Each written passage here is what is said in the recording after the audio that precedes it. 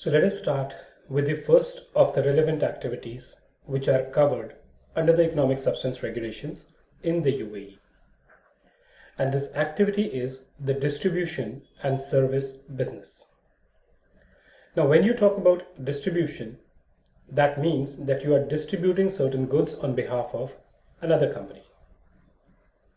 When you talk about service, it involves providing services to another entity. And therefore, for the purpose of Economic Substance Regulation, these are actually two different activities which are clubbed within one relevant activity.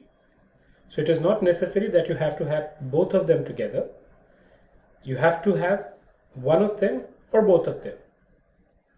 But you need to apply the test independently for both of these activities, both the distribution and the service. So what is the meaning of distribution and service business? When you look at the regulation, what they say is that you are purchasing from a foreign connected person. Purchasing from whom? From a foreign connected person. Indirectly, what that means is that if you are buying from a foreign unconnected person, then that is not something which will qualify as a distribution and service business. If you are selling to a foreign connected person, again, that is not covered as a part of the Economic Substance Regulation unless it was an outcome of a purchase, an earlier purchase from a related party, and which satisfies the definition of distribution business.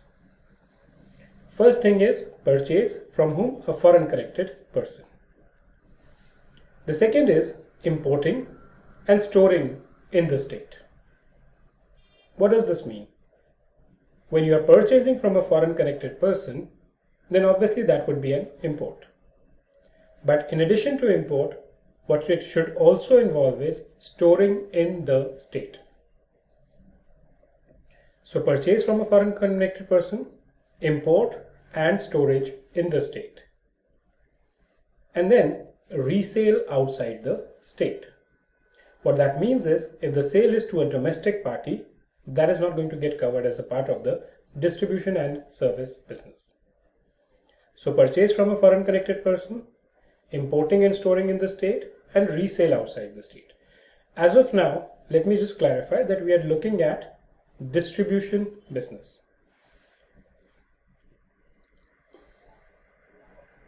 When you say I am purchasing or I am importing or I am reselling, what are the goods which are involved in this process which will be covered under the distribution piece? The goods could be components, parts, or material for goods, or these could be goods which are ready for sale. So if you are just buying something and selling it as it is, that is covered. If you are purchasing components, parts, or materials for goods and then reselling them, that is also something which is covered.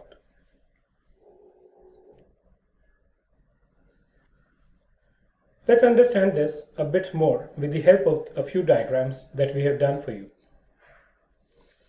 So in this case, what is happening is that there is a foreign related party or a foreign connected person. There is an import which is being done within the UAE from USA, and an entity is importing them. Let's assume it's also storing them in the state and then it is exporting it. This is going to get covered under distribution activity.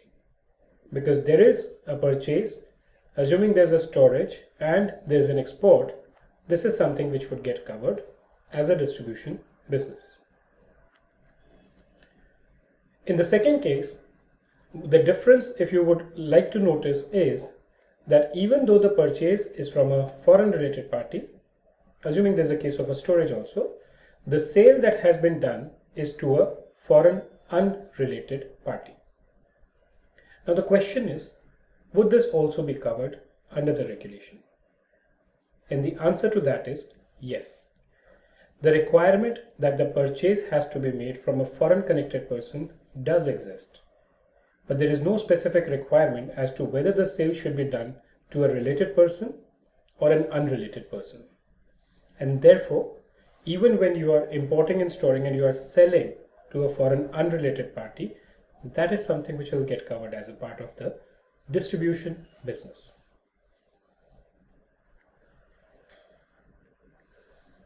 The third example that we can see here is that there is a foreign related party from which there is an import which is done, but the sale is done to a domestic party. In this case also, there is an import and storage, but because the sale is happening to a domestic party, this transaction will not amount to distribution for the purpose of economic substance regulations.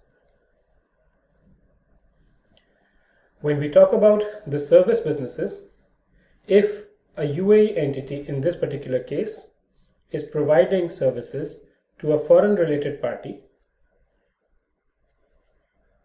for a business that this foreign related party is actually carrying out outside the UAE, so the business is outside the UAE, this is something which will get covered under the service business.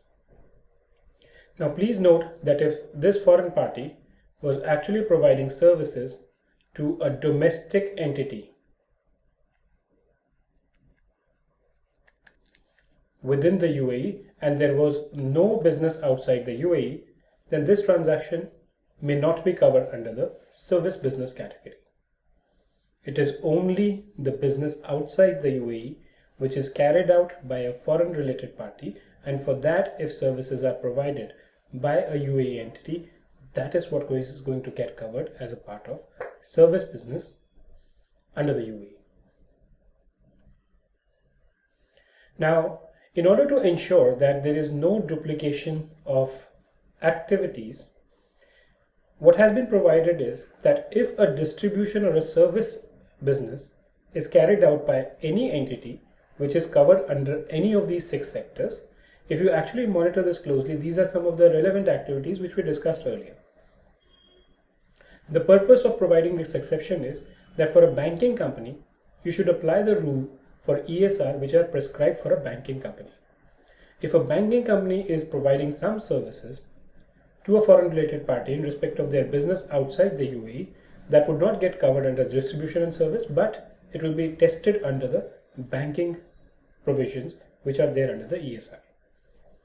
Similarly, if an insurance management company, a shipping company, a lease finance company, investment fund, or a headquarter business is providing services which are qualifying under distribution and service center business, those are not going to get covered under this particular category. You will need to apply the test for the relevant activity and not the test for distribution and service center business. Now, how do you ensure that the core income generating activity is carried out within the UAE for a distribution and service business? We have prescribed this something in common, but one needs to break them down for distribution and service depending on the nature of the business. So if you are actually into a distribution business, then the entity within the UAE should be transporting and storing component parts, materials, or goods ready for sale. The responsibility for this should be with the UAE entity. The second is, it should be managing inventories. Third is, it should be taking orders from potential customers. The fourth is, it should be providing consulting or other administrative services to the overseas office. Now you may raise a question, does this require that all these activities should be present cumulatively? And the answer to that is, it will depend on what kind of a remuneration the UAE entity is getting, what is the responsibility that has been entrusted to it, and whether, based on the activity that are being carried out by the UAE entity, the remuneration that is getting paid to them is fair. So if they are carrying out 2 or 3 out of these 4 activities, and they're also getting a very small amount as corresponding revenue, then that might be something that it can be said that they have met the core income generating activity test. But if they are getting huge amount of profit and they are hardly undertaking 1 or 2 of these activities, then that is where they need to undertake a detailed exercise to see how the economic substance regulations will be applicable to them.